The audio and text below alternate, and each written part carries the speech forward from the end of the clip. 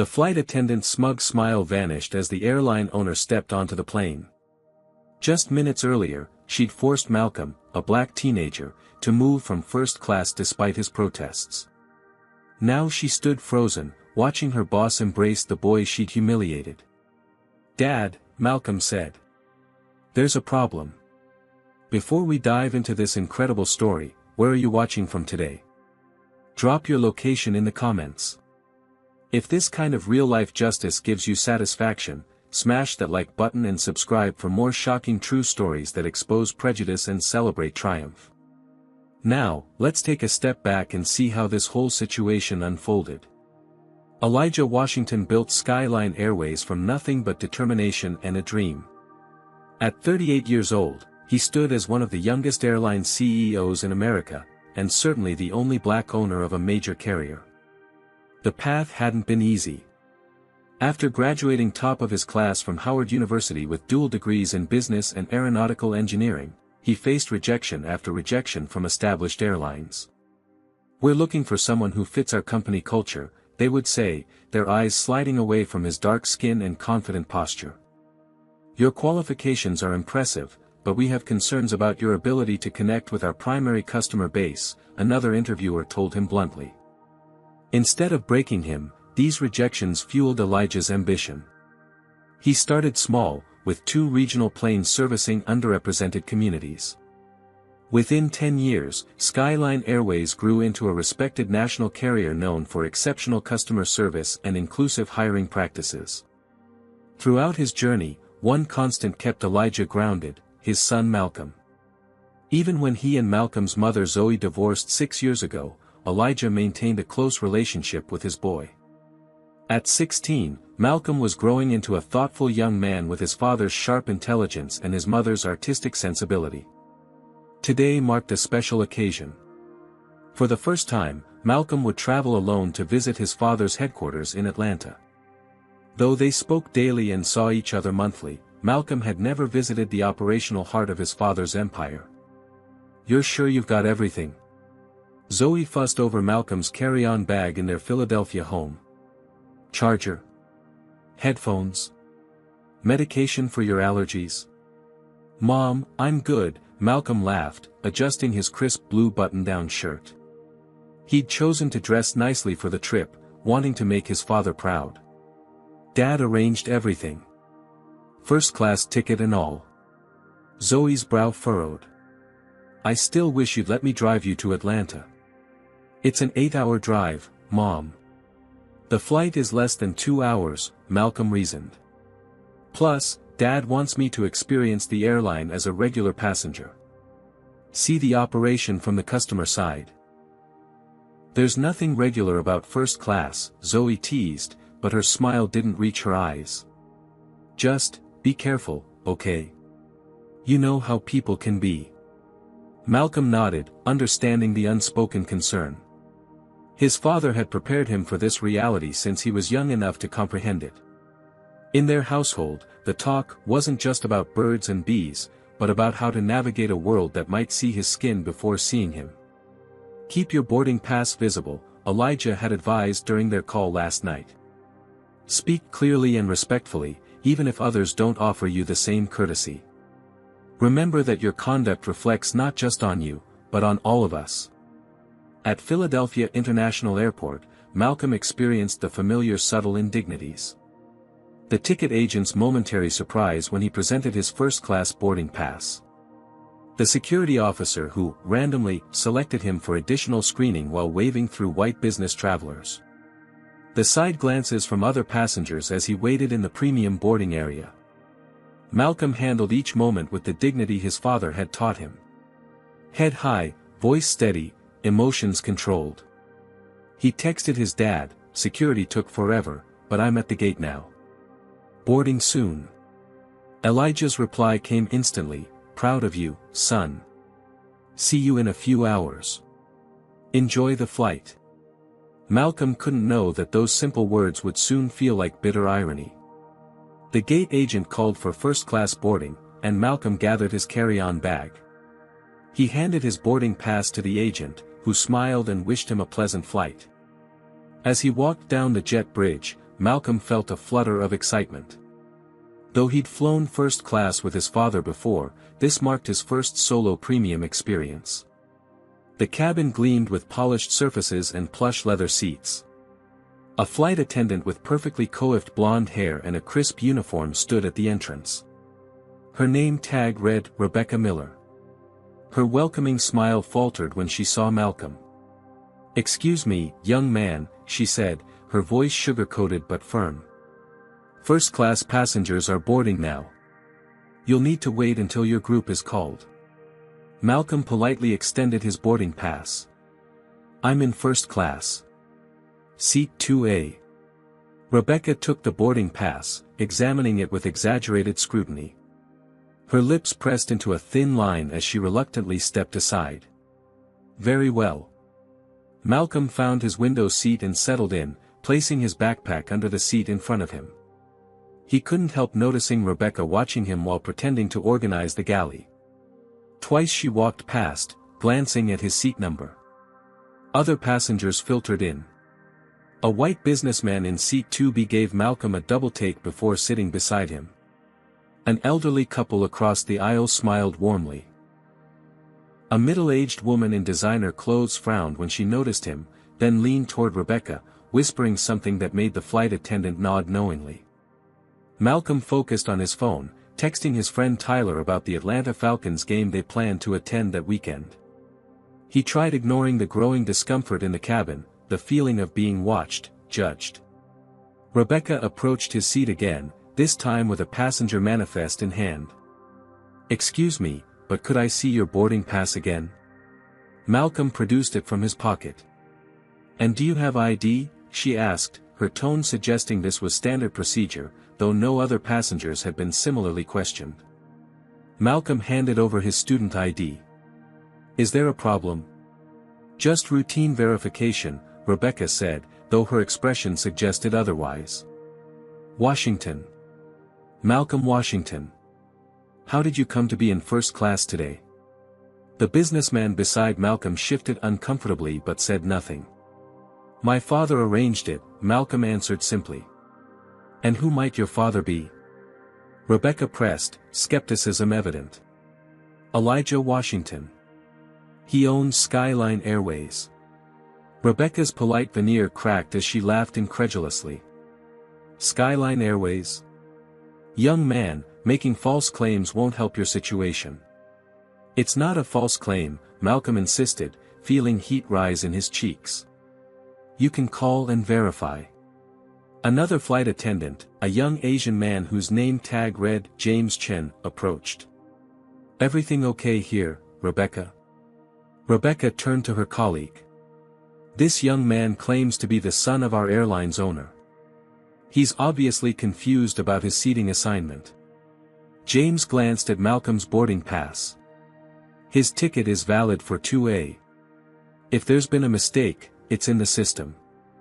"There's no mistake," Malcolm said firmly. "My father is Elijah Washington, the founder and CEO of Skyline Airways."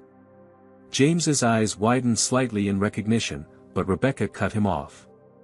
"That's absurd. The owner of this airline is not." She stopped herself, but her implication hung in the air. "Not what?" Malcolm challenged. Rebecca ignored his question. "James, please assist the other passengers. I'll handle this situation." She turned back to Malcolm. "Young man, I don't know how you ended up with this boarding pass, but I believe there's been a misunderstanding. We need this seat for legitimate first-class passengers." The businessman beside Malcolm finally spoke up, though weakly. "His boarding pass seems valid." "Sir, please let me handle this," Rebecca snapped before addressing Malcolm again. "I'm going to have to ask you to gather your belongings and move to your proper seat in economy." "This is my proper seat," Malcolm insisted, his heart pounding. "Call my father if you don't believe me." "There's no need for that," Rebecca said dismissively. "Please don't make this more difficult than it needs to be. There are passengers waiting to board." Malcolm reached for his phone. "I'm calling my father." "Phones must be in airplane mode now," Rebecca said, her voice rising. You need to comply with crew member instructions. It's a federal regulation. Several passengers were openly watching now. Some looked uncomfortable, others seemed darkly satisfied. Malcolm felt trapped, humiliated, and increasingly angry. He considered his options. Making a scene could escalate the situation dangerously. Complying under protest seemed the safest route. I'll move, he said finally, his voice tight with controlled emotion, but I want your full name and employee ID number. That won't be necessary, Rebecca replied. Now please gather your things quickly.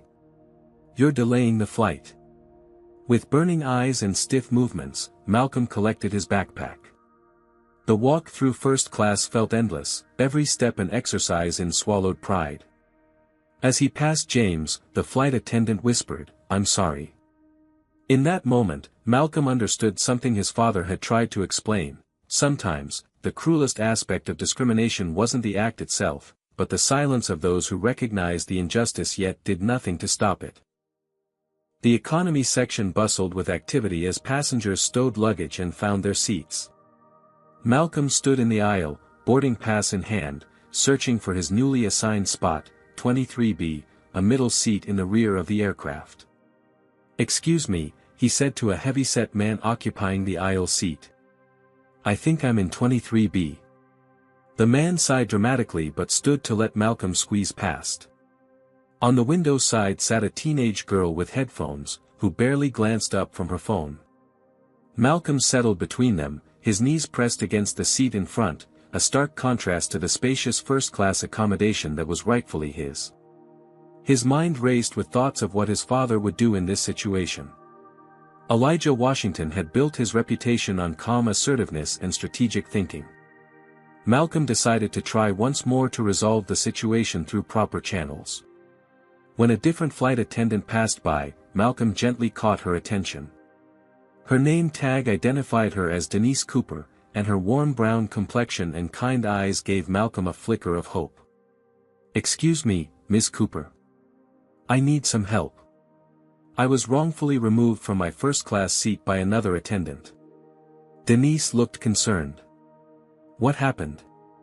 Malcolm explained the situation succinctly, showing her his original boarding pass for seat 2A. That doesn't sound right, Denise frowned. Let me check with the lead attendant once we complete the pre-flight checks. We're a bit behind schedule now. Thank you, Malcolm said, feeling a small measure of relief. My father is Elijah Washington, the owner of Skyline. I'd appreciate if you could help sort this out. Denise's eyes widened slightly, but unlike Rebecca, she didn't dismiss his claim. I'll look into it right away, she promised before continuing down the aisle. Malcolm took out his phone to text his father before takeoff. He kept the message factual and calm. Dad, there's a situation on the flight. A flight attendant named Rebecca Miller forced me out of my first-class seat, claiming I didn't belong there. She wouldn't believe me when I mentioned you. I'm now seated in economy. Another attendant named Denise is trying to help. He pressed send just as the announcement came to put devices in airplane mode. The man beside him glowered at the phone. They said airplane mode, kid. Malcolm complied, then closed his eyes, trying to process his emotions. Anger, humiliation, and frustration churned inside him, but he remembered his father's words, never let them see they've gotten to you. That's giving away your power. The aircraft doors closed, and the safety demonstration began. Through the aisle, Malcolm could see Rebecca serving pre-departure beverages in first class, smiling warmly at the white businessman now enjoying the seat that should have been his. As the flight attendants prepared for takeoff, Malcolm noticed Rebecca deliberately avoiding his section during her cabin check. When drink service began 30 minutes later, she skipped his row entirely, serving passengers in front and behind but not acknowledging him or his seatmates. Excuse me, Malcolm called out as she passed again, but Rebecca pretended not to hear. The elderly woman across the aisle noticed. She was white-haired and petite, with kind eyes that crinkled with concern.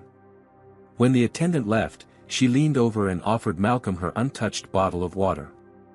"Here, young man. You look like you could use this." "Thank you, ma'am," Malcolm said, genuinely touched by the simple kindness. "Dorothy Williams," she introduced herself. "I couldn't help overhearing earlier." "That wasn't right. What happened to you?" Malcolm nodded, unsure what to say. "Reminds me of the old days," Dorothy continued quietly. "I marched with Dr. King in Selma. Thought we'd come further than this by now." Malcolm found himself engaged in conversation with Dorothy, who shared stories of her civil rights activism in the 1960s. Her words gave him perspective, placing his current indignity within a longer struggle for equality and respect. "The important thing," Dorothy told him, "is not to let it harden your heart. That's what they want. Stay soft inside, but strong in your convictions." Their conversation was interrupted by the captain's voice over the intercom. "Ladies and gentlemen, we apologize for the delay. We're currently holding position on the tarmac due to a last-minute passenger accommodation.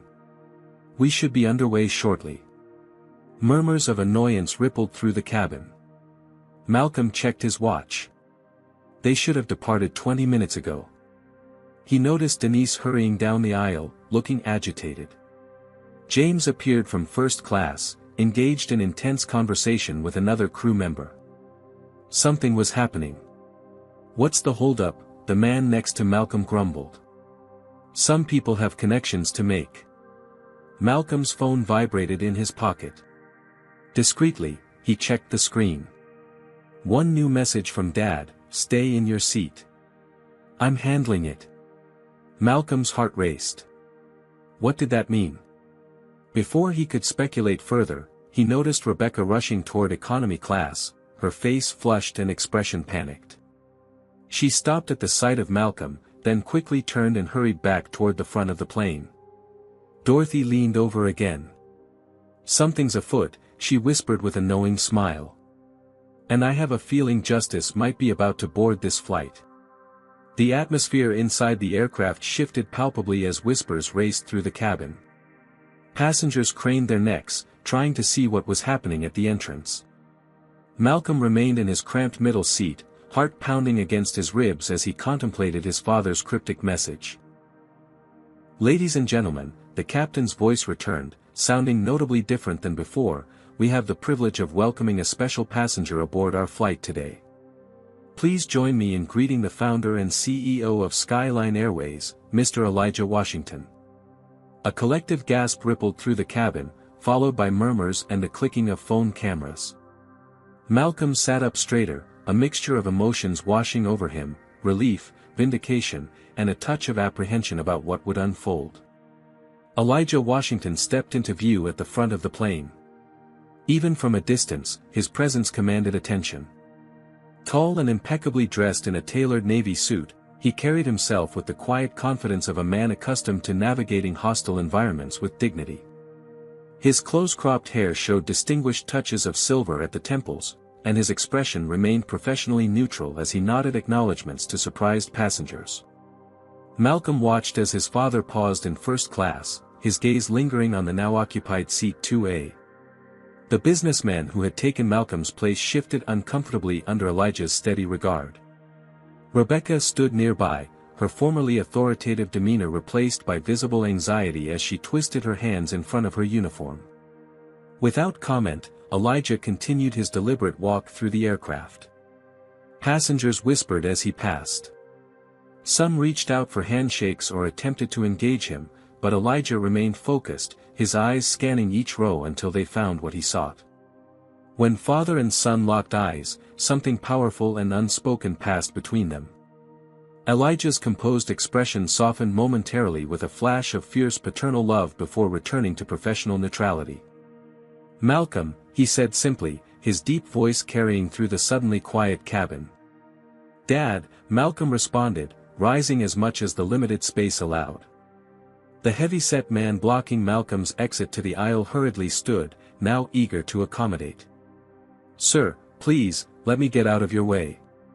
Elijah waited patiently as Malcolm gathered his backpack and squeezed into the aisle. Then, In full view of every passenger, Elijah embraced his son firmly. The gesture spoke volumes, not just paternal affection, but public acknowledgement and protection. "Are you okay?" Elijah asked quietly. "I'm fine," Malcolm assured him, though the slight tremor in his voice suggested otherwise. Elijah turned to Dorothy, who had been watching the reunion with undisguised satisfaction. "Thank you for looking after my son, ma'am." Dorothy smiled. "He's a credit to you, Mr. Washington. Handled himself with more dignity than most grown folks would have."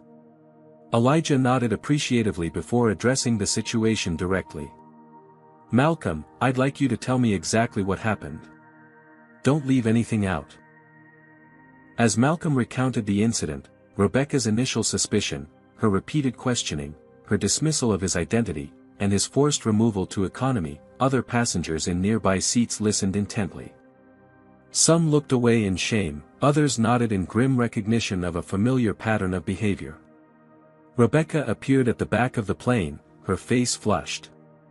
"Mr. Washington, if I could just explain." Elijah raised a hand, silencing her mid-sentence. "Ms. Miller, I believe that's your name. I'll speak with you and the rest of the crew shortly. Right now, I'm talking with my son." Rebecca retreated, visibly shaken by the public rebuke. "Malcolm," Elijah continued calmly, "I believe you had a first-class seat assignment. Let's get you back where you belong." The walk back to first class felt entirely different from the humiliating journey Malcolm had made earlier. Now, with his father beside him, passengers watched with a mixture of reactions: embarrassment, regret, and in some cases, resentment at having their assumptions challenged so publicly. James stood at the entrance to first class, looking simultaneously relieved and anxious. "Mr. Washington, sir, I want to apologize for not intervening more forcefully earlier." "We'll discuss crew protocols later, Mr. Chen," Elijah responded evenly. "For now, my son needs to be reseated in his assigned space." The businessman occupying Malcolm's original seat was already gathering his belongings, avoiding eye contact as he prepared to relocate. Rebecca hovered nearby, her earlier confidence completely evaporated. "Sir," she attempted again, "there was a misunderstanding." "Was there?"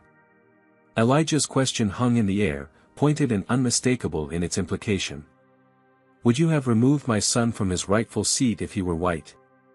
Comment number 1: if you think Rebecca would have questioned a white teenager in first class. Comment number 2: if you believe this kind of discrimination happens every day without being addressed. Have you ever witnessed someone being treated unfairly because of their race? Like this video if you believe Elijah handled this situation with the perfect balance of dignity and assertiveness. Subscribe if you want to see how this confrontation unfolds and whether justice will be served. What would you do if you were in Elijah's position right now? Let's continue and find out how he addresses this blatant discrimination. As Malcolm settled back into his rightful first-class seat, the tension in the cabin thickened. Elijah remained standing, his tall frame commanding attention without effort. He surveyed the first-class section, making deliberate eye contact with several passengers who had witnessed his son's humiliation without intervention. "Malcolm, I'll be right back," Elijah said, his voice measured. "I need to speak with the flight crew." Rebecca stood rigid near the galley, her complexion alternating between flush and pallor. James lingered nearby, while Denise had joined them from economy class, concern evident on her face. "Captain," Elijah addressed the intercom, "this is Elijah Washington. I need to speak with you and your crew in the forward galley, please."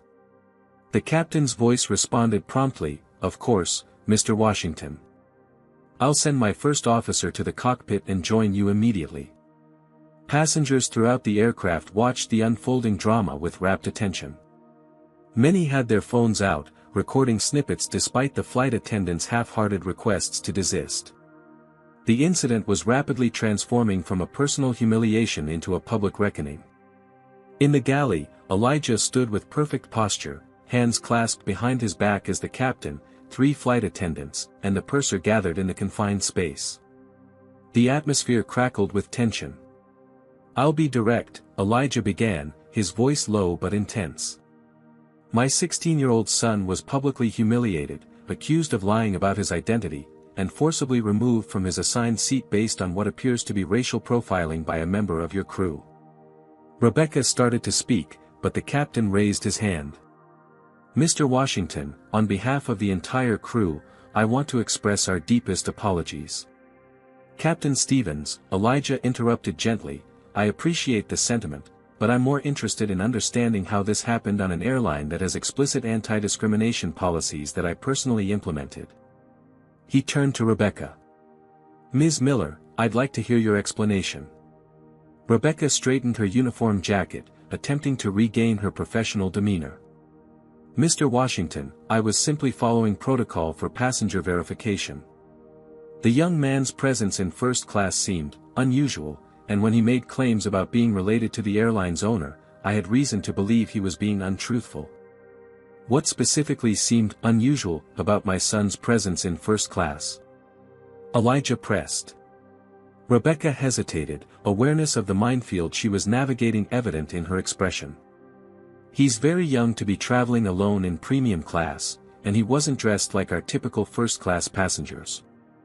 James interjected, Sir, Malcolm was wearing a button-down shirt and khakis. He was more formally dressed than several other passengers in first class. Rebecca shot James a withering look. There were other factors that raised concerns. Such as? Elijah's question hung in the air, daring her to speak the unspoken. His behavior seemed suspicious, Rebecca offered weakly. Elaborate on suspicious, Elijah requested, his calm persistence more unnerving than anger would have been. He seemed. Rebecca stumbled, then regrouped. Mr. Washington, I was doing my job. We have protocols for security and passenger verification. I'm intimately familiar with our protocols, Ms. Miller, having written many of them myself, Elijah responded. There is no protocol that instructs crew members to remove passengers with valid boarding passes from their assigned seats based on subjective assessments of whether they look like they belong there. Captain Stevens intervened, Mr. Washington, I can assure you this isn't representative of how we train our staff. Yet it happened, Captain, Elijah noted. And I'm curious why no one intervened when my son was being mistreated. James looked at the floor. I tried to point out that his boarding pass was valid, but I didn't push harder when Rebecca overruled me. I should have. Denise added, Malcolm approached me in economy about the situation. I was going to investigate after completing the pre-flight checks, but by then you had arrived, sir. Elijah nodded, acknowledging their statements before returning his attention to Rebecca.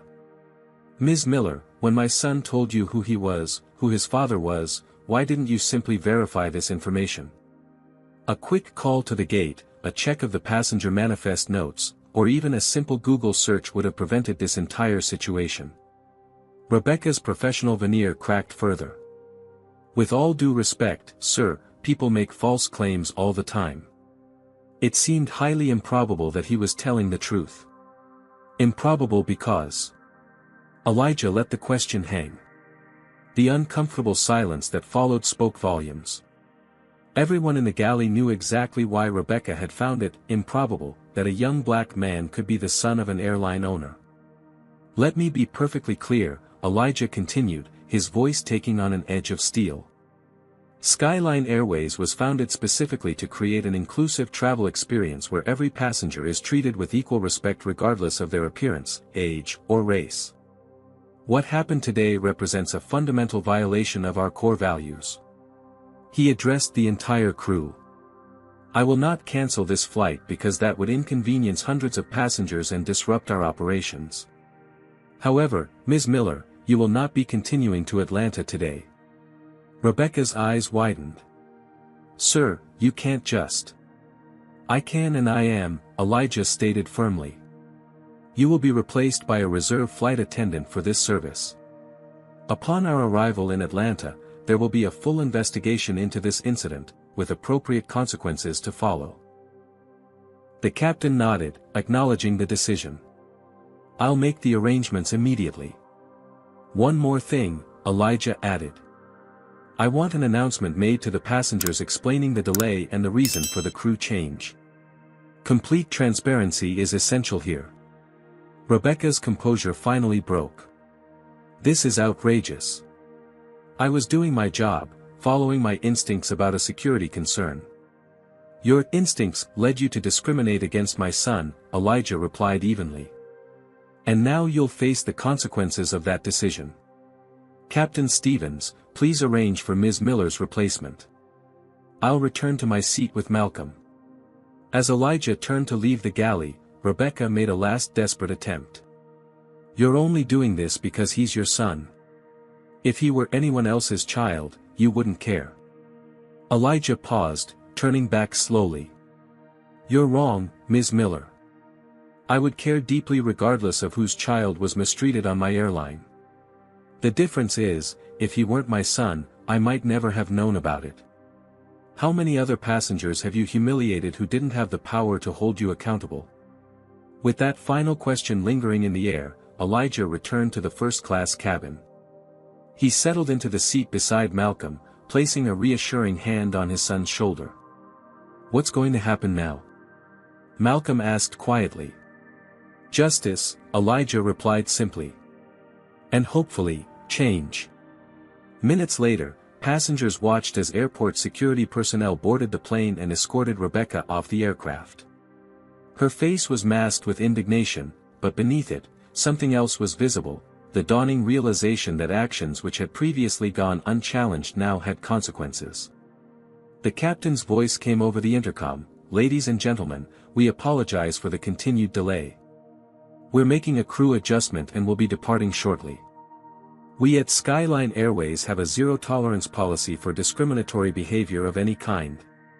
Today, we failed to uphold that standard, and for that, we sincerely apologize, especially to our passenger in seat 2A. We're committed to making this right and ensuring similar incidents never occur again." A smattering of applause broke out, primarily from the economy section. In first class, the response was more subdued, with several passengers looking distinctly uncomfortable as the reality of their silent complicity settled upon them. Once airborne, the Boeing 737 settled into its cruising altitude of 35,000 feet. The cabin lights dimmed slightly as passengers adjusted to the rhythm of flight. In first class, Malcolm sat beside his father, the initial adrenaline of the confrontation gradually giving way to a quieter emotional processing. "You didn't have to come get me," Malcolm said softly, breaking the silence between them. "I could have handled it." Elijah studied his son's profile, noting the set of his jaw and the maturity in his eyes that hadn't been there even a year ago. "I know you could have. That's not why I came." "Then why?" "Because no one should have to handle discrimination alone," Elijah replied. "And because some lessons can't be taught theoretically. They need to be demonstrated." Malcolm nodded slowly, understanding filtering through his expression. "The lesson being?" "That we don't just endure injustice when we have the power to confront it," Elijah explained. "For generations, our people had to swallow their dignity just to survive.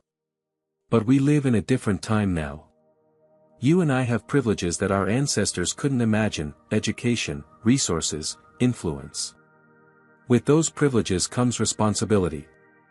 Responsibility to fight back. Responsibility to change the system," Elijah clarified. "Fighting back is reactive. Creating change is proactive." A flight attendant approached, not Rebecca, who was now presumably on her way back to Philadelphia, but James, who had been present during the initial incident. "Mr. Washington, Malcolm, can I get you anything to drink?" James asked, his manner respectfully subdued. "Water for me," Elijah replied. "Malcolm?" "Apple juice, please," Malcolm requested. As James prepared their beverages, Elijah asked, "How long have you been with Skyline, Mr. Chen?" 3 years, sir," James answered. "Started right after college. And in those 3 years, have you witnessed similar incidents?" James hesitated, glancing around to ensure no other passengers were listening closely. "Nothing this blatant, sir. But subtle things, yes. I appreciate your honesty, Elijah said. When we land, I'd like you to speak with my chief of staff about specific instances. We can't address what we don't acknowledge. Yes, sir, James replied, setting their drinks down. And sir, I want to apologize again for not stepping in more forcefully earlier. I should have done more. After James moved on to other passengers, Malcolm turned to his father. He's feeling guilty. As he should, Elijah responded, not unkindly. Bystanders who recognize injustice but remain silent are complicit in it. But guilt without action is useless. If his guilt motivates him to behave differently next time, then it serves a purpose. Their conversation was interrupted by an older gentleman from across the aisle who leaned over, hand extended. Mr. Washington. Frank Holloway. I'm a frequent flyer with Skyline, and I just wanted to say, what happened earlier was inexcusable. I should have spoken up when I saw how that young man was being treated. Elijah shook the offered hand. I appreciate your candor, Mr. Holloway. Perhaps next time you'll feel empowered to intervene. There shouldn't be a next time, Holloway said firmly. Not on this airline or any other. One by one, several first-class passengers approached to offer similar sentiments. Some seemed genuinely remorseful, while others appeared more concerned with being on the CEO's good side. Malcolm observed each interaction closely, noting how his father maintained the same dignified demeanor with everyone, regardless of their apparent sincerity. A flight attendant appeared with an elderly passenger in tow. Mr. Washington, this gentleman requested to speak with you. Elijah rose slightly in his seat. Dorothy, isn't it? From economy class? Dorothy Williams smiled warmly. You remembered. I just wanted to check on this young man. We were having quite a meaningful conversation before all the excitement. Please, join us, Elijah gestured to an empty first-class seat nearby. We have space. As Dorothy settled in, Malcolm noticed notifications flooding his phone. Social media was already buzzing with videos and accounts of the incident. One clip, showing Elijah embracing him in the economy section, had already garnered thousands of shares and comments. Dad, Malcolm said quietly, showing him the screen. It's going viral. Elijah examined the footage, his expression thoughtful. I suppose that was inevitable in today's world. He turned to his son. How do you feel about becoming the center of this particular conversation? Malcolm considered the question carefully. If it helps prevent someone else from experiencing what I did, then I'm okay with it. But it's weird seeing strangers debate what happened to me like it's entertainment. That's the double-edged sword of these moments, Elijah noted. They create awareness but can also become spectacles divorced from the real human experience at their center. Dorothy leaned forward. In my day, we didn't have social media to amplify our stories. We relied on word of mouth and hoped newspapers might cover our struggles if they were dramatic enough. There's power in having your truth seen by thousands, even millions. Use it wisely. As they conversed, Malcolm noticed Denise speaking urgently into a crew phone at the front of the cabin. When she finished, she approached Elijah. Mr. Washington, I've just received word from our Atlanta station. There are reporters gathering at the gate. The story has reached local news outlets. Elijah sighed. That was faster than expected. Thank you for letting me know. He turned to Malcolm. It seems our private moment has become very public. Are you prepared for that? Malcolm straightened in his seat. What would you do, if you were me? I'd recognize this as an opportunity, Elijah replied. Not for personal attention, but to direct the conversation toward the broader issue. You've experienced something that happens to people of color every day, usually without witness or recourse. Your platform is temporary, but your message can have lasting impact. Malcolm nodded, absorbing his father's wisdom. Then I'm ready. Dorothy reached across to pat Malcolm's hand. That's the spirit, young man. When life hands you lemons, Make legislative and corporate policy changes, Elijah finished with a rare smile, causing both Malcolm and Dorothy to laugh. For the remainder of the flight, Malcolm alternated between conversations with his father and Dorothy, the unexpected mentor who had shown him kindness when others hadn't. They discussed everything from Dorothy's experiences marching with Dr. King to Malcolm's aspirations of combining business and social justice in his future career. Meanwhile, phones throughout the cabin lit up with notifications as the story continued to spread. Passengers sneaked glances at father and son, some recording surreptitiously despite announcements prohibiting such behavior. What had begun as one teenager's humiliation was transforming into a national conversation about dignity, accountability, and the stubborn persistence of racial bias in everyday interactions. As the captain announced their initial descent into Atlanta, Elijah's phone buzzed with a message from his chief of staff. PR team assembled. Board members briefed. Media presence growing at terminal. How do you want to handle this? Elijah showed the message to Malcolm. Any thoughts? Malcolm considered for a moment. Tell the truth. All of it. No corporate speak. Elijah nodded, pride evident in his expression as he typed a response. Malcolm and I will address the situation directly. Prepare statement emphasizing zero tolerance for discrimination and concrete steps for improvement. This isn't a PR crisis, it's a teaching moment. We'll lean into it. The plane banked gently, beginning its approach to Hartsfield-Jackson International Airport. As the Atlanta skyline came into view, Malcolm realized that this trip to visit his father's headquarters had already taught him more about leadership than any behind-the-scenes tour ever could. The thunderous clicking of camera shutters greeted Elijah and Malcolm as they emerged from the jet bridge. Dozens of reporters crowded the gate area, their questions overlapping in an incomprehensible jumble of curiosity and urgency. Airport security personnel created a narrow pathway through the media throng, while Skyline Airways staff flanked father and son protectively. Mr. Washington. Can you confirm reports of racial profiling on your airline? Malcolm. How does it feel to be removed from first class on your father's own company? Was the flight attendant terminated? Will there be legal action? Elijah raised a hand, and the clamor subsided slightly. We'll address your questions at a proper press conference. For now, my son and I are headed to Skyline headquarters where we'll prepare a formal statement. Thank you for your understanding. With practiced efficiency, Elijah guided Malcolm through the terminal toward a waiting car, his hand firm on his son's shoulder. Only when the vehicle doors closed behind them did both exhale deeply. That was intense, Malcolm commented, loosening his collar button. And it's just beginning, Elijah replied, checking his vibrating phone. Your mother has called 4 times in the last 20 minutes. You should call her back. Malcolm winced, realizing he hadn't updated Zoe about the situation. Before he could dial, his own phone lit up with her incoming call.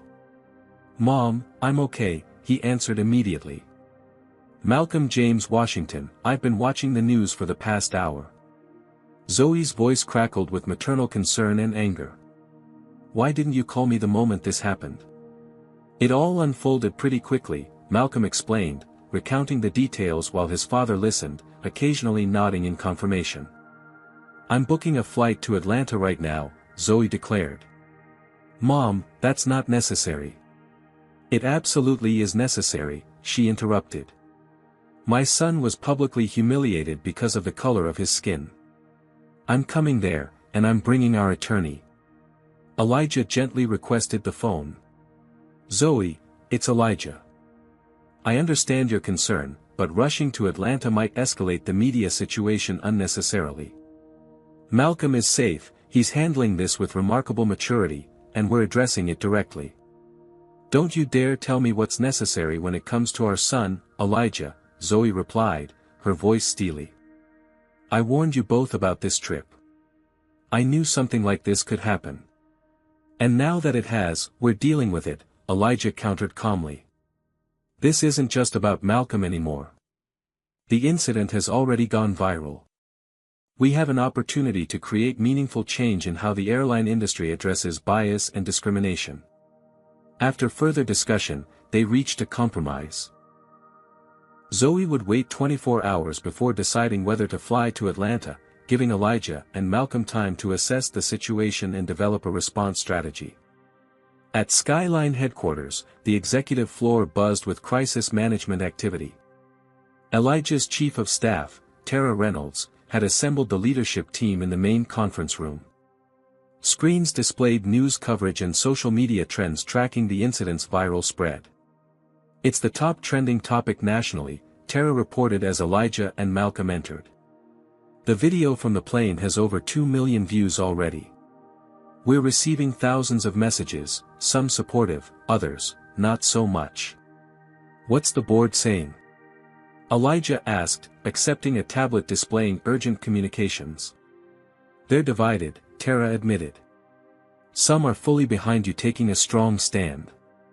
Others are concerned about potential boycotts and stock implications. And our competitors?" Already capitalizing on the situation, another executive chimed in. United and Delta have both issued statements reaffirming their commitment to inclusive practices, implicitly distancing themselves from our incident. Malcolm observed the corporate machinery in motion, fascinated despite the circumstances. This was his father's world, rapid decision-making under pressure with millions of dollars and thousands of jobs potentially at stake. As discussions continued about legal implications and public relations strategies, Malcolm's phone buzzed with text messages from classmates and friends who had seen the news. Most expressed outrage and support, but a few messages stood out for their different tone. "Dude, why didn't you just move when she asked? Not worth the drama. Playing the race card much? Your dad owns the company, we get it." These messages stung more than Malcolm expected. He set his phone aside, refocusing on the meeting as Elijah addressed the team. "I appreciate everyone's input, but let me be clear about our approach," Elijah stated firmly. "We will not minimize this incident, we will not deflect responsibility, and we will not prioritize short-term stock prices over our core values. Skyline was founded on the principle that air travel should be equally dignified for all passengers. Today, we failed to uphold that principle." "What about Rebecca Miller?" Tara asked. "She's already lawyered up, claiming wrongful termination and reverse discrimination. Conservative media outlets are reaching out to her for interviews." Elijah nodded, having anticipated this development. "She hasn't been terminated yet, she's on administrative leave pending investigation. If she wants to tell her side of the story, that's her right. We'll respond with facts, not rhetoric." As the meeting continued, Malcolm excused himself to use the restroom. In the hallway, he encountered James Chen, the flight attendant who had witnessed the initial incident. "Malcolm," James greeted him awkwardly. "How are you holding up?" "I'm okay," Malcolm replied. "Better than this morning, anyway." James hesitated, then spoke with evident regret. "I should have done more when Rebecca was questioning you. I knew what was happening, but I just didn't push hard enough." "Why didn't you?" Malcolm asked, not accusingly but with genuine curiosity. "Honestly? Fear," James admitted. "Not just of losing my job, but of making the situation worse somehow. It's easier to tell yourself you'll be the hero next time than to actually be one in the moment." Malcolm nodded, appreciating the candor. "My dad says change happens when enough people decide that next time is now." Back in the conference room, the discussion had shifted to concrete action steps. Elijah noticed Malcolm's return and brought him into the conversation. "Malcolm, this affects you most directly. What would you like to see come from this incident?" All eyes turned to the teenager, who took a moment to gather his thoughts before responding. "I think there are two issues here," Malcolm began carefully. "The first is about accountability for what happened today. But the bigger issue is about prevention. How do we make sure this doesn't keep happening to other people who don't have a CEO father to intervene?" Elijah nodded encouragingly. "I'd like to see comprehensive anti-bias training for all Skyline employees," Malcolm continued with growing confidence. "Not just a one-time session, but ongoing education with real metrics for success. And maybe a scholarship program for minority students interested in aviation careers. To help change the industry from the inside. The executives exchanged impressed glances. Tara was already taking notes. "Those are excellent suggestions," Elijah affirmed. "Tara, let's develop implementation plans for both initiatives immediately. And Malcolm, I'd like you to be involved in designing them, if you're willing." The meeting concluded with clear action items assigned to various team members. As the executives filed out, Elijah's personal assistant entered with an urgent message. "Sir, Rebecca Miller is live on Channel 4 News right now, discussing the incident." The television in the conference room flickered to life, revealing Rebecca in a carefully composed interview setting. Her hair and makeup were impeccable, her expression one of wounded professionalism. "I was simply doing my job," she explained to the sympathetic interviewer. "In today's security environment, we have to be vigilant about unusual situations. When a very young passenger claims to be related to the airline's owner but can't provide proper verification, that raises legitimate concerns." "And did you apply these same standards to all passengers?" the interviewer asked. "Absolutely," Rebecca insisted. "This had nothing to do with race. I would have questioned any young person in similar circumstances. The fact that Mr. Washington immediately removed me from the flight without a proper investigation speaks to a concerning double standard. If anything, I'm the victim of reverse discrimination here." Elijah watched silently, his expression unreadable. When the segment ended, he turned to Malcolm. "And that," he said quietly, "is why documentation and witness statements are so important. Her version omits key facts and distorts others. Without multiple witnesses and potential video evidence, it would be her word against yours." "Will she get away with it?" Malcolm asked. "No," Elijah assured him. "Truth has staying power that lies don't. But we need to be prepared for a longer battle than I initially anticipated." As they left the conference room, Malcolm's phone buzzed with a text from Dorothy Williams, the elderly woman from the flight, watching the news. "Remember what I told you about staying soft inside but strong in your convictions. This is just the beginning of your journey, young man. Call if you need an old-timer's perspective." Malcolm smiled, appreciating the unexpected alliance formed in the most unlikely of circumstances. As challenging as the day had been, it had also revealed powerful truths about human character, both flawed and inspiring, that no textbook could have taught him.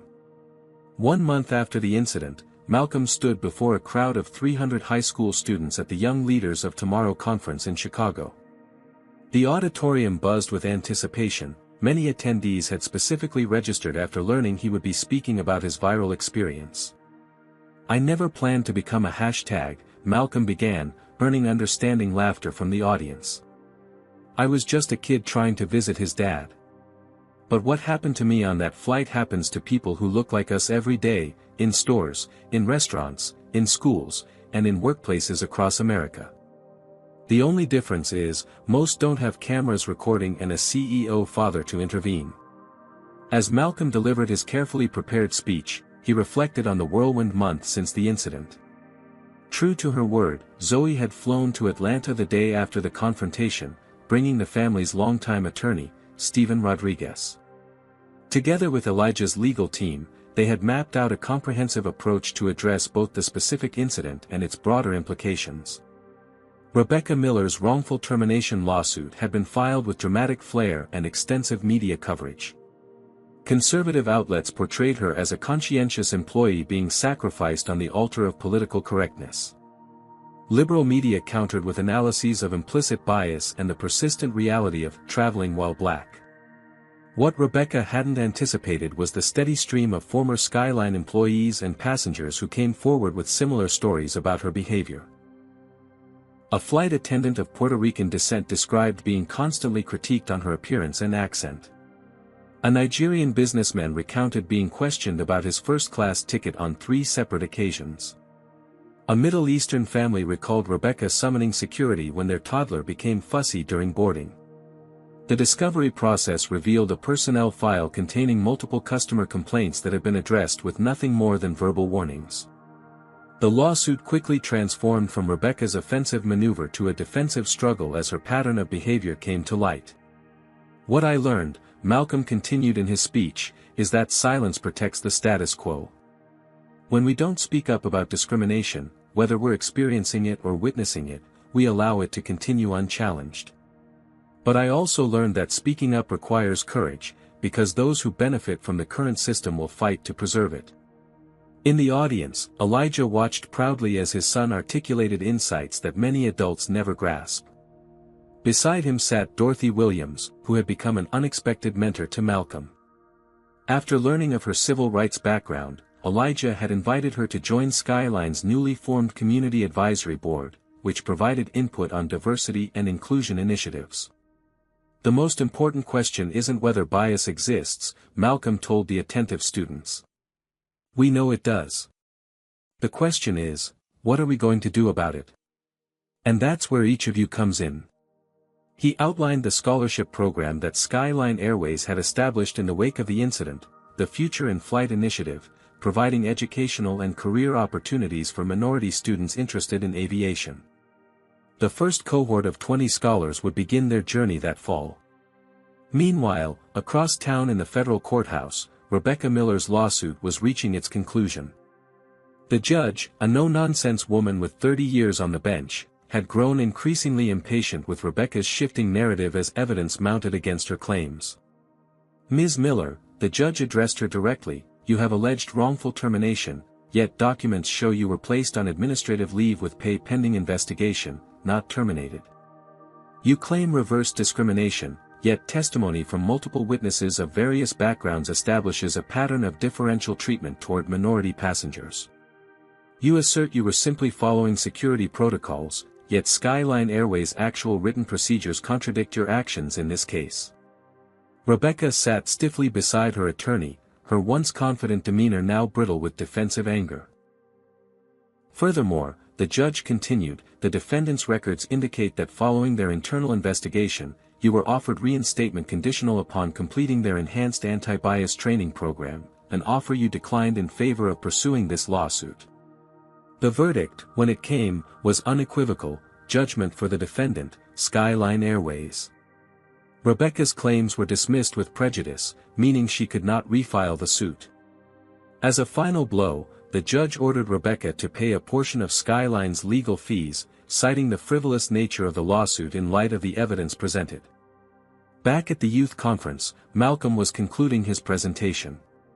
"So when people ask me if I regret what happened that day, my answer surprises them. I don't regret it. I wouldn't wish it on anyone else, but for me, it became a catalyst for growth and change. Sometimes life's most painful moments can lead to its most meaningful opportunities." The standing ovation that followed brought tears to Elijah's eyes. Dorothy leaned over, patting his hand. "You've raised a remarkable young man," she said. "He's going to change things." "He already has," Elijah replied. That evening, the Washington family, Elijah, Malcolm, and Zoe, gathered for dinner at Elijah's penthouse apartment. Despite their divorce years earlier, Elijah and Zoe had maintained a respectful co-parenting relationship, united in their dedication to Malcolm's well-being. "So it's official," Zoe announced, setting aside her phone. "Rebecca lost her case. Stephen just texted me the details." "I'm not surprised," Elijah remarked, "but I am relieved. This brings formal closure to the legal aspect, at least." Malcolm absorbed the news thoughtfully. "Do you think she'll ever understand what she did wrong?" "Some people aren't capable of that level of self-reflection," Zoe answered. "They'll rewrite the narrative to protect their self-image rather than confront uncomfortable truths about their behavior." "Your mother's right," Elijah agreed. "But the important thing isn't whether Rebecca Miller has a personal epiphany. It's about the systemic changes her actions inadvertently triggered. And those changes had been substantial." Skyline Airways had implemented comprehensive anti-bias training for all 12,000 employees, from baggage handlers to board members. An anonymous reporting system allowed staff to flag concerning interactions without fear of retaliation. Customer satisfaction scores among minority passengers had already shown measurable improvement. Most significantly, other airlines had taken notice. 3 major carriers had reached out to Elijah about implementing similar programs, recognizing that getting ahead of potential incidents was both ethically sound and good business practice. "I've been thinking," Malcolm said, setting down his fork, "about my college plans." Elijah and Zoe exchanged glances. Malcolm was entering his junior year of high school, and until now, had expressed interest in pursuing film production or possibly engineering. "I want to double major in business and social justice," Malcolm continued. "I've seen firsthand how corporate decisions can either perpetuate inequality or help dismantle it. I want to work at that intersection." Zoe smiled. "That sounds perfect for you, honey." "I want to follow in your footsteps, Dad," Malcolm added. "Not just running a company, but creating one with values at its core." Elijah felt a surge of emotion, pride, certainly, but also a bittersweet recognition that his son's accelerated maturity had been partially forged through undeserved hardship. "Whatever path you choose," he told Malcolm, "you've already demonstrated the character it takes to succeed.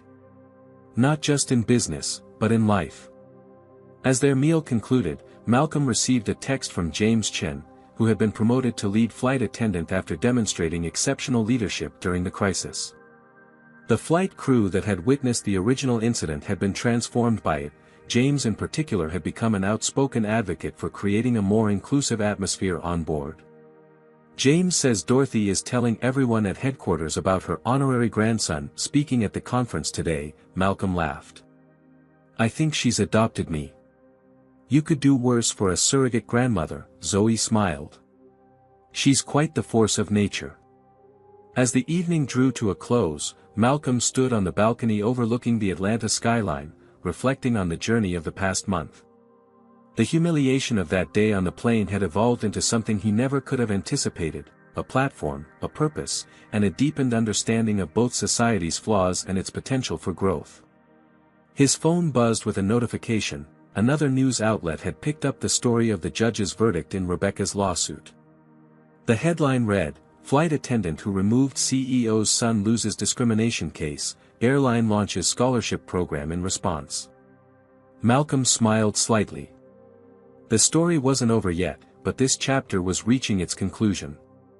And the next one, he sensed, would be even more meaningful.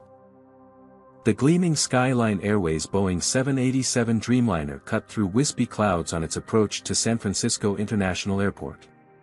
In the first-class cabin, Malcolm Washington, now 17, reviewed his notes for the keynote address he would deliver at the National Conference on Corporate Social Responsibility the following morning.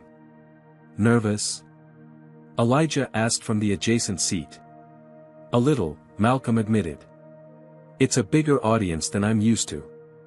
"You'll be magnificent," Elijah assured him.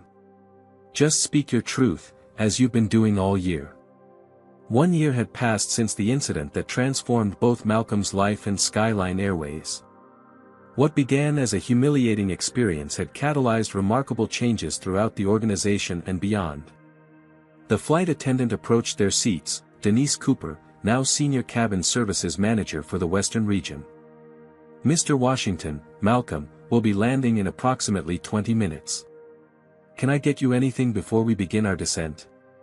"We're fine, thank you, Denise," Elijah replied. "And congratulations again on your promotion. Well deserved." After Denise moved on, Malcolm observed, "She's the 3rd crew member from that flight who's been promoted. James Chen is now our Director of Customer Experience, Denise oversees cabin services for the entire Western region, and Captain Stevens joined the executive leadership team as VP of Operations," Elijah enumerated. "People who demonstrate moral courage during difficult moments generally make excellent leaders in all circumstances." The San Francisco skyline appeared in the distance, golden in the late afternoon sunlight. Malcolm closed his laptop, reflecting on the journey that had brought him to this moment. The lawsuit with Rebecca Miller had concluded months ago, but its ripple effects continued. Rebecca had eventually found employment with a smaller regional airline, though her notoriety had followed her. Despite her attempts to reframe the narrative, the facts of the case had been too well documented to dispute. More significantly, the incident had sparked industry-wide examination of how airlines handled bias incidents. The Department of Transportation had convened a special task force, on which Elijah served, to develop best practices for ensuring equitable treatment of all passengers. Malcolm's Future in Flight Scholarship Program had expanded from its initial 20 recipients to over 100 nationwide, with corporate sponsorships from major aviation industry players. The first cohort would begin college that fall, their paths toward aviation careers supported by both financial assistance and mentorship. Dorothy Williams, now in her mid-70s, had become Skyline's unofficial historian and conscience, sharing her civil rights experiences with new employee cohorts during their orientation. Her friendship with Malcolm had deepened into a genuine intergenerational bond, with weekly phone calls regardless of their respective locations. As the aircraft touched down smoothly on the San Francisco runway, Malcolm thought about the speech he would deliver tomorrow. He would share his story, certainly, but more importantly, he would articulate the lesson he had learned, that meaningful change required both principled individuals willing to speak uncomfortable truths and responsive institutions willing to listen and evolve. The deplaning process went smoothly, with Malcolm and Elijah among the first passengers to exit. As they walked through the jet bridge, Malcolm noticed a young black girl, perhaps 12 or 13, watching him with wide, recognizing eyes. "Excuse me," she said shyly as he approached. "Are you Malcolm Washington? From the Skyline Airways story?" Malcolm smiled. "That's me." The girl's mother looked on proudly as her daughter continued, "I did my school project on you and your dad. About standing up for yourself and making change happen. I got an A." "That's fantastic," Malcolm replied, genuinely touched. "What's your name?" "Jasmine," she answered. "I want to be a pilot someday." Elijah stepped forward. "Jasmine, have you heard about our Future in Flight Scholarship Program? You should apply when you're a high school senior." Jasmine's eyes widened further. "Really? That would be amazing." As they exchanged contact information with Jasmine's mother, Malcolm experienced a profound sense of purpose. This was why the painful incident had been worth enduring, not for the attention or validation, but for the doors it might open for kids like Jasmine. At the terminal, James Chin waited to greet them, having flown in the previous day to prepare for the conference. "Welcome to San Francisco," he said, shaking hands with both Washingtons. "How was the flight?" "Perfectly smooth," Elijah replied. "Your training protocols have clearly taken root." As they walked toward the exit, James updated them on conference preparations and the latest company developments. The diversity initiatives implemented after the incident had now been fully integrated into Skyline's operational DNA, with measurable improvements in both employee satisfaction and customer experience metrics. "By the way," James added, "you'll never guess who's speaking at the airline industry breakout session tomorrow. Dorothy Williams. She's becoming quite the sought-after speaker on organizational culture." Malcolm laughed. "She told me she was just popping over to California for a little thing. I should have known she was downplaying it." At the hotel, Malcolm excused himself to his room to finalize his speech and call his mother. Zoe had been unable to attend the conference due to her art gallery opening in Philadelphia, but she remained his most trusted advisor on public speaking. "Just remember to breathe," she counseled after hearing him practice. "And don't rush through the emotional parts. Let people sit with those feelings." "Thanks, Mom," Malcolm said. "Wish you were here. I'm always with you, baby. And so proud of who you're becoming." The following morning, Malcolm stood backstage at the conference center, adjusting his tie as the introducer outlined his biographical details for the audience. Through the curtain, he could see the packed auditorium, executives, policymakers, academics, and students all gathered to hear perspectives on corporate responsibility in the 21st century. "Ready?" Elijah asked, appearing beside him. "As I'll ever be," Malcolm replied. Remember why we're doing this, Elijah said quietly. It's not about us anymore. Malcolm nodded, understanding perfectly. What had begun as a personal humiliation had evolved into something much larger than one teenager's experience on one flight. It had become about creating systemic change, about using privilege and platform to open doors for others who might otherwise remain locked out. And now, the introducer's voice boomed, please welcome to the stage Malcolm Washington, founder of the Future in Flight Initiative and student activist, along with his father, Elijah Washington, CEO of Skyline Airways. As they walked onto the stage together, the applause was thunderous. Malcolm approached the podium, took a deep breath, and began. 1 year ago today, I boarded a flight that changed my life. Not because of where it took me, but because of what happened before it even left the ground. He shared his story with poise and vulnerability, neither minimizing the pain of discrimination nor dwelling on victimhood. He emphasized the transformative power of accountability, the importance of allies willing to speak up, and the responsibility that comes with having a platform. The measure of progress isn't whether incidents of bias occur, Malcolm concluded. They will, because we're all human and carry implicit biases. The true measure is how we respond when they happen. Do we deny, deflect, and defend the status quo? Or do we acknowledge, learn, and commit to doing better? In the front row, Dorothy Williams wiped away a tear as she applauded. Beside her sat James Chen and several other Skyline employees whose careers have been shaped by their responses to that pivotal incident. After the speech, during the Q&A session, a young aviation management student asked, Malcolm, do you plan to join your father's company after college? Malcolm glanced at Elijah before answering. I'll definitely work there during summers and breaks to learn the business from the ground up. But my father taught me something important. Sometimes you can create more change from the outside than from within existing structures. So while Skyline will always be part of my story, I might need to write my own chapter first.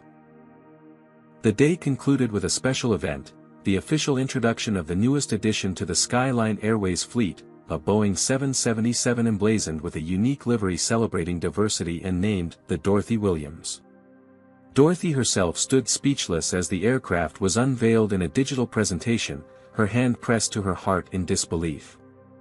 You named a plane after me, she finally managed. The first of our Civil Rights Heroes series, Elijah confirmed. Each new aircraft will honor someone who stood up for equality and justice, often without recognition.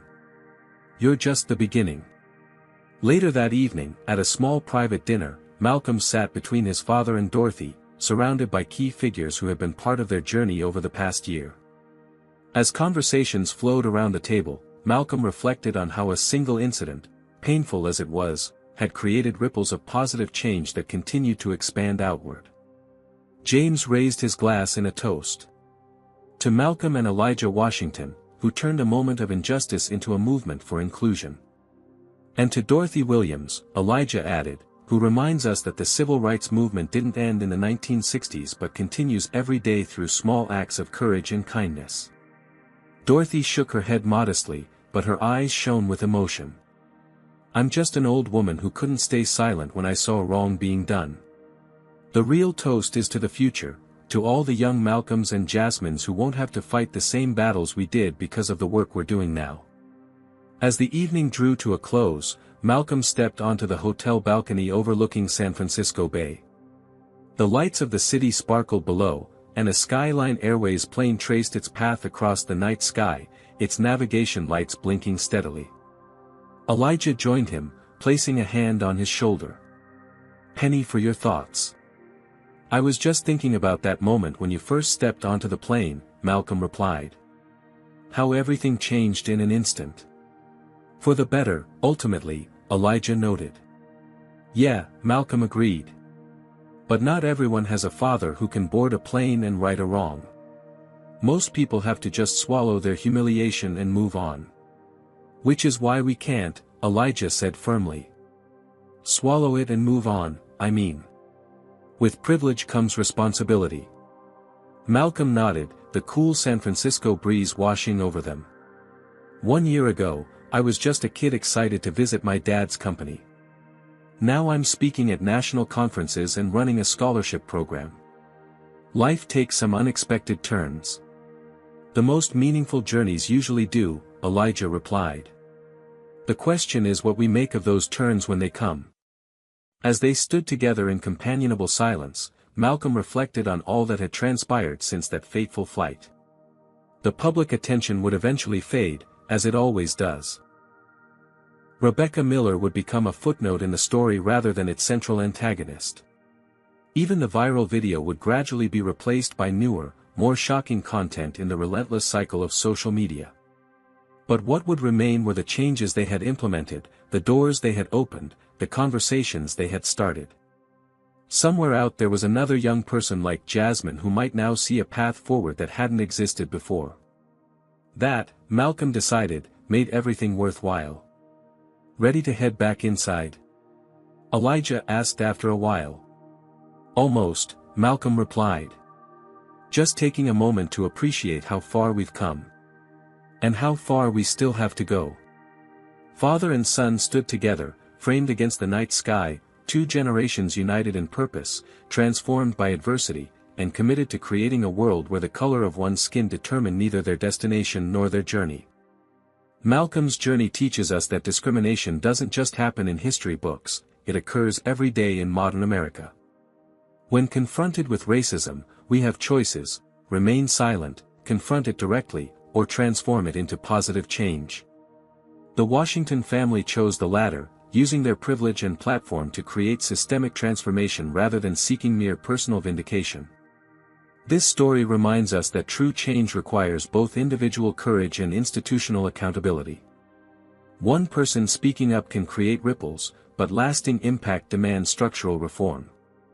Malcolm learned that sometimes life's most painful moments become opportunities for growth, not just for himself but for entire systems. Dorothy Williams' wisdom bridges generations, showing how the struggle for dignity continues in new forms. The most powerful response to discrimination isn't just anger or resignation, but strategic action that opens doors for others. As Malcolm discovered, when we respond to injustice by creating pathways for those who come after us, we transform personal pain into collective progress. Remember, change happens when enough people decide that next time is now. What would you do if you witnessed discrimination like Malcolm experienced? Have you ever stood up against injustice or wish you had? Your experiences matter. Comment below with your own stories of speaking truth to power. If this story moved you, please hit that like button to help others find it. Don't forget to subscribe for more powerful true stories about overcoming adversity and creating change. Share this video with someone who needs to hear this message of resilience and transformation. Thank you for joining us on this journey. Together we can create a world where everyone is treated with dignity and respect, regardless of the color of their skin.